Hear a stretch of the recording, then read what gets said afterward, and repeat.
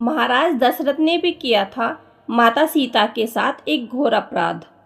माता सीता हरण की कहानी तो सब कोई जानता है, लेकिन इसके पीछे का कारण कोई नहीं जानता कि महाराज दशरथ की एक गलती के कारण हुआ था माता सीता का हरण। अगर महाराज दशरथ इतनी बड़ी भूल नहीं करते तो शायद माता सीता का हरण नहीं हो पाता। जी हाँ दोस्तों, महाराज दशरथ ने एक बहुत ही बड़ी भूल कर दी थी, जिस भूल के कारण माता सीता को ये सब भोगना पड़ा। दोस्तों, महाराज दशरथ की वह कौन सी गलती थी जिसके कारण माता सीता को इतने सारे कष्ट झेलने पड़े? अगर आप भी जानना चाहते हैं तो वीडियो को पूरा सुने। दोस्तों, रामायण की कथा तो आप सभी ने सुनी या पढ़ी होगी, जिसमें श्री राम और माता सीता के जीवन से जुड़े पहलुओं को दिखाया गया है। उन्हीं में से एक कहानी में बताया गया है कि महाराज दशरथ की एक छोटी सी गलती के कारण हुआ था माता सीता का हरण। वैसे दोस्तों, हमारे विद्वान कहते हैं कि रामायण की कई किताबें हैं, पर हर एक किताब में इसका अलग कारण लिखा हुआ है। रामचरितमानस जो तुलसीदास महाराज की है, उनकी हर एक चौपाई मंत्र का काम करती है। तो आइए जानते हैं कि महाराज दशरथ से ऐसी कौन सी गलती हुई थी कि रावण माता सीता का हरण करके ले गया। दोस्तों, जब भगवान श्री राम, लक्ष्मण, भरत, शत्रुघ्न चारों भाइयों का विवाह हो गया था और बारात लौटकर वापस अपने नगर में आई, तब महाराज दशरथ ने अपनी पत्नी कौशल्या से कहा था कि कौशल्या, एक बात आप लोग हमेशा गांठ बांध कर रखिए, क्योंकि आज तक आप सिर्फ चारों बेटों की माँ थी, लेकिन आज के बाद आप माँ होने के बावजूद चारों बहुओं की सास भी बन चुकी हैं। तो उन्होंने महाराज दशरथ से पूछा, क्यों? तब महाराज दशरथ कहने लगे कि सास और बहू का धर्म क्या होता है। जिस घर में बेटे की बहू आ जाए, उस घर में सास का ये धर्म बनता है उसका ख्याल रखे। गोस्वामी तुलसीदास जी रामचरितमानस में कहते हैं, पर लड़कनी सकल घर आई, राखे हु पलक नयन की नाई।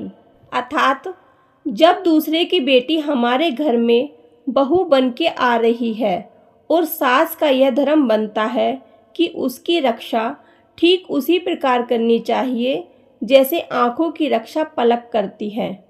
उसके बाद महाराज दशरथ ने बहुत प्रकार के उपदेश दिए, बहुत तरह से उन्हें उनका धर्म समझाया। उसके बाद कुछ दिन ऐसे ही निकल गए। फिर एक दिन महाराज दशरथ के दिमाग में एक बात आई। महाराज दशरथ ने विचार किया कि क्यों ना मैं आज अपनी चारों बहुओं की परीक्षा ले लूं कि मेरी कौन सी बहू कितनी चतुर है। तो महाराज दशरथ ने अपनी चारों बहुओं को सीता, मांडवी, श्रुतकीर्ति और लक्ष्मण की पत्नी उर्मिला, इन चारों को अपने पास बुलाया और चारों को पास में बुलाकर एक बात कही कि देखो बेटी, तुम चारों मेरी पुत्री के समान हो, मेरी पुत्री ही हो। तो मेरा एक आदेश है तुम्हारे लिए। अब चारों बहुएं खड़ी होकर पूछने लगी, कहो पिताजी, क्या आदेश है? तब महाराज दशरथ ने कहा कि पुत्री, आज तुम चारों अलग अलग रसोई बनाओगी। तुम चारों अपने अपने हाथों से मेरे लिए खाना बनाकर लेकर आओगी और फिर देखते हैं कि कौन सी बहू कितनी चतुर है और कितनी जल्दी खाना लाती है। अब चारों बहुएं वहाँ से चली गई। सभी के दिमाग में ये बात आई कि पहले मैं पहुँच जाऊँ और पहले मैं पहुँच जाऊँ। चारों के दिमाग में एक ही बात आई और उन सभी ने भोजन बनाना शुरू कर दिया।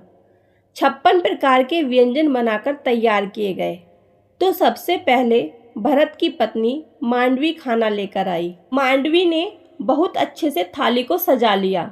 सारी थाली में तरह तरह के पकवान रखे और लेकर थाली महाराज दशरथ के सामने रख दी।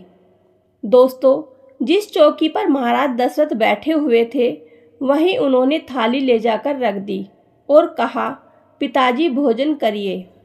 लेकिन मांडवी एक चीज भूल गई थी कि खाना खाने वाले को खाना देने से पहले पानी भी दिया जाता है। महाराज दशरथ ने देखा कि भरत की पत्नी आई है, तो चलो कोई बात नहीं, अभी छोटी है, नादान है, शायद अकल आ जाए। महाराज दशरथ ने मांडवी के हाथ से भोजन की थाली ले ली और वहीं पर रख ली और बोले, बेटा आप जाओ, हम थोड़ी देर में भोजन कर लेंगे। फिर दोस्तों, तब तक लक्ष्मण की पत्नी उर्मिला चली आई। उन्होंने भी बहुत जल्दी जल्दी में भोजन बनाया था। उर्मिला ने भी एक थाली में भोजन सजाया, साफ सफाई से अच्छे तरीके से भोजन थाली में लगाया और थाली सजाने के बाद उर्मिला भी भूल गई कि महाराज दशरथ को पानी भी देना है। दोस्तों, उर्मिला भोजन की थाली लेकर के अपने ससुर महाराज दशरथ के पास पहुंच गई। अब महाराज दशरथ समझ गए कि लगता है ये बहू भी बिल्कुल ऐसी ही है। दोस्तों, यह बात सच है कि अगर किसी को भोजन दिया जाता है तो भोजन करने वाले को भोजन देने से पहले पानी जरूर देना चाहिए। लेकिन उर्मिला भी भूल गई। महाराज दशरथ ने उनके हाथों से भी थाली ले ली और बोले, बेटा आप भी जाओ, भोजन हम कर लेंगे। अब दोस्तों, तीसरे नंबर पर शत्रुघ्न की पत्नी श्रुतकीर्ति आई और जल्दी जल्दी में भोजन उन्होंने भी बनाया।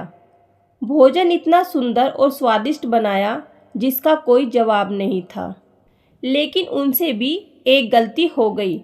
उनसे गलती ये हो गई कि श्रुतकीर्ति हाथ में भोजन की थाली लेकर तो चली, लेकिन महाराज दशरथ को जल्दबाजी में जल देना भूल गई।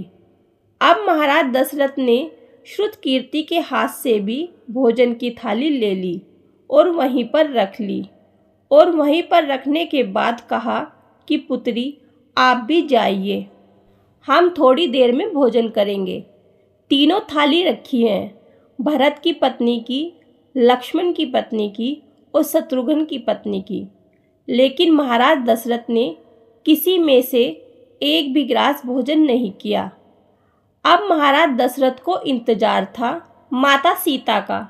वे विचार कर रहे थे कि जैसा भोला भाला मेरा बेटा राम है और मुझे लगता है कि उनकी पत्नी सीता भी उतनी ही भोली भाली है, क्योंकि बाकी बहुएं थोड़ा थोड़ा चतुर थी, इसलिए भोजन बनाकर जल्दी ले आई। लेकिन उधर जगत भवानी माता सीता ने बहुत सुंदर तरीके से भोजन बनाया, इतनी सुंदर तरीके से कि उसमें से सुगंध कुछ अलग आ रही थी। और माता सीता ने एक थाली में भोजन लगाया, 56 प्रकार के व्यंजनों को एक थाली में लगाया और अपने हाथों से थाली उठाकर चलने के लिए तैयार ही हुई। तब तक माता सीता को ध्यान में आ गया कि किसी को भोजन देते हैं तो भोजन देने से पहले पानी दिया जाता है। अब माता सीता ने विचार किया कि मुझे तो पहले से ही इतनी देर हो गई है और मेरी तीनों बहनें ससुर के पास भोजन लेकर पहुंच गई होंगी। मेरे पिताजी मेरे बारे में क्या सोचेंगे। तब दोस्तों, माता सीता ने कौन सा काम किया। सीता माता ने एक हाथ में भोजन की थाली और दूसरे हाथ में जल का लोटा लिया।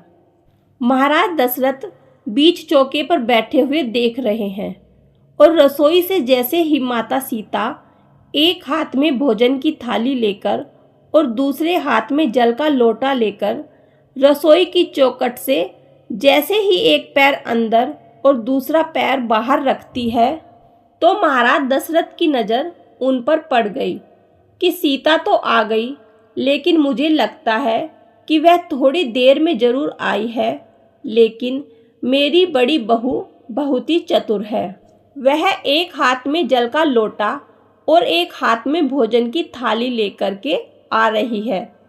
तब दोस्तों क्या हुआ, सीता माता ने भी देख लिया कि पिताजी मुझे देख रहे हैं, पता नहीं क्या कहेंगे। ऐसे विचार सोचती हुई माता सीता चली आई।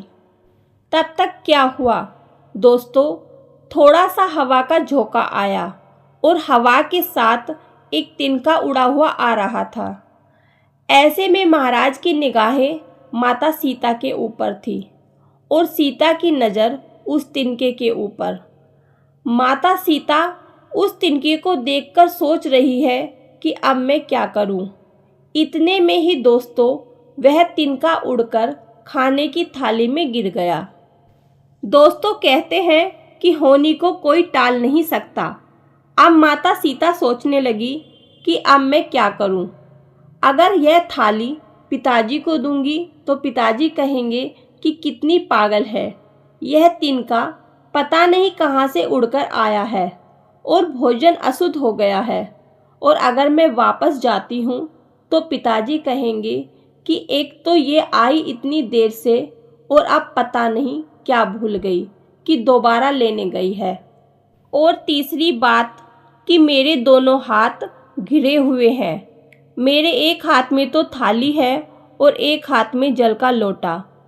अब इस तिनके को उठाऊं तो उठाऊं कैसे। दोस्तों माता सीता कोई साधारण स्त्री नहीं, माँ भवानी थी। भवानी मैया को ऐसी बातें सोचते सोचते क्रोध आ गया। इतना क्रोध आया कि जब माता सीता की दृष्टि उस तिनके पर पड़ी तो उसे राख बनाकर उड़ा दिया। दोस्तों यह सब कुछ महाराज दशरथ ने अपनी आंखों से देख लिया। अब माता सीता ने उस तिनके को तो राख बनाकर उड़ा दिया। और दोस्तों यह बात हकीकत है कि पहले सभी की दृष्टि में इतना तेज होता था। जैसे भगवान भोले बाबा ने अपने तीसरे नेत्र की दृष्टि को कामदेव के ऊपर डाल दिया था तो कामदेव को जलाकर राख कर दिया था। इसी आँख की दृष्टि को गांधारी ने अपने बेटे दुर्योधन के ऊपर डाल दिया था तो दुर्योधन का संपूर्ण शरीर व्रज का हो गया था। और इसी आँखों की दृष्टि को कपिल महात्मा ने सगर के 60,000 पुत्रों पर डाल दिया था। सगर के 60,000 पुत्रों को जलाकर राख कर दिया था।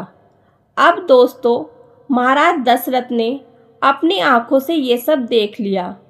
अब महाराज दशरथ के सामने माता सीता ने जाकर के जल का लोटा रखा और थाली हाथ में लेकर के पिताजी की तरफ की और बोली, पिताजी भोजन करो। महाराज दशरथ ने थाली हाथ में ले ली और थाली हाथ में लेकर थाली को रख दिया। तब महाराज दशरथ से माता सीता ने कहा, पिताजी कोई गलती हो गई है मुझसे, आप भोजन क्यों नहीं कर रहे हैं। तो महाराज दशरथ ने कहा, पुत्री सीता मैं तेरे हाथ का भोजन नहीं करूँगा।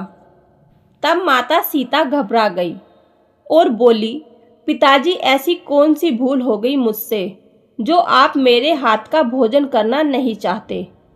तब महाराज दशरथ ने कहा, पुत्री सीता मैं तुम्हारे हाथ का भोजन नहीं कर सकता। माता सीता ने कहा, क्यों नहीं करेंगे पिताजी। तब महाराज दशरथ ने कहा, पुत्री मैं तुम्हारे हाथ का भोजन तब तक नहीं करूँगा जब तक तुम मुझे एक वचन नहीं दोगी। महाराज दशरथ की बात सुनकर के माता सीता ने विचार किया कि आखिर वह मेरे ससुर हैं, मेरे पिता के समान हैं, पता नहीं क्या मांगेंगे। माता सीता ने कहा, आप जो कहेंगे, जो वचन मुझसे मांगेंगे मैं दे दूंगी, लेकिन पहले आप भोजन कीजिए। महाराज दशरथ ने कहा, पुत्री तेरे हाथ का भोजन तो कर लूँगा, लेकिन मैं यह वचन लेना चाहता हूँ कि तू आज इसी समय मेरे सामने खड़े होकर ये प्रतिज्ञा कर। सीता माता ने पूछा, कौन सी प्रतिज्ञा। तब महाराज दशरथ बोले, अभी मैंने अपनी आँखों से देखा कि भोजन की थाली में तिनका गिरा था और उस तिनके पर तुमने अपनी दृष्टि डाली और उस तिनके को राख बना दिया। तो आज तू मुझे वचन दे कि तू आज के बाद कभी भी किसी के ऊपर अपनी दृष्टि नहीं डालेगी। माता सीता उसी समय अपने ससुर महाराज को यह वचन देती है कि पिताजी आप चिंता ना करिए, अगर आप ऐसा ही सोचते हैं तो मैं ये वचन देती हूँ कि आज के बाद मैं कभी भी जीवन में किसी के ऊपर अपनी दृष्टि नहीं डालूंगी। अच्छा दोस्तों, अब सवाल आता है कि महाराज दशरथ ने वचन लिया ही क्यों? महाराज दशरथ समझते थे कि मेरे सबसे बड़े पुत्र जो राम हैं वो बहुत सुशील और सज्जन हैं। तो अगर किसी दिन पति पत्नी में कोई अनबन हो गई और अगर सीता को क्रोध आ गया तो क्रोध में आकर आंखों की दृष्टि को अगर मेरे पुत्र के ऊपर डाल दिया तो मेरे 3 ही पुत्र रह जाएंगे। फिर माता सीता ने यह वचन देते हुए कहा कि आज के बाद मैं अपने जीवन में कभी भी किसी के ऊपर अपनी दृष्टि नहीं डालूंगी। तो दोस्तों, जिस समय माता सीता लंका में थी रावण के यहाँ, तो जब दोस्तों रावण सीता को धमका रहा होता था, एक बार मेरी तरफ देख, तो माता सीता एक तिनके की तरफ देखकर सोचती है कि अरे तिनके, अगर उस दिन तू मेरा बैरी ना हुआ होता, मेरे पिता समान ससुर मुझसे ये वचन न लेते, तो शायद आज यह रावण मुझे ना धमका रहा होता, इसे मैं कब का जलाकर राख बना देती। तो दोस्तों, महाराज दशरथ की इस गलती के कारण माता सीता रावण की कैद से खुद को मुक्त नहीं करवा सकी। दोस्तों, वीडियो पसंद आई तो लाइक और शेयर करें। अगर अभी तक आपने हमारे चैनल को सब्सक्राइब नहीं किया तो प्लीज़ सब्सक्राइब करें। धन्यवाद।